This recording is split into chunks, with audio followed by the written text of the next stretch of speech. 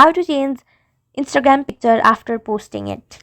Hello everyone, this is Sabrina here to help you today. So without any further ado, let's get right into the video.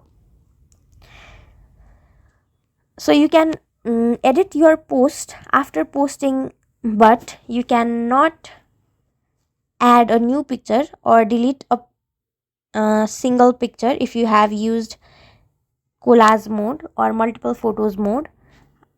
If you have posted more than 5 pictures, you will be able to delete any one of them, but you cannot add any more picture to it.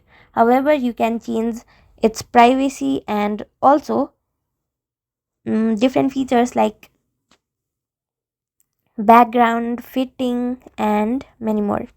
You can also add a caption after posting, but you cannot change the Instagram picture after posting it. So that's it.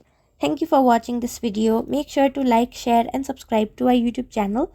If you got any questions, comment them down and I'll catch you in the next one.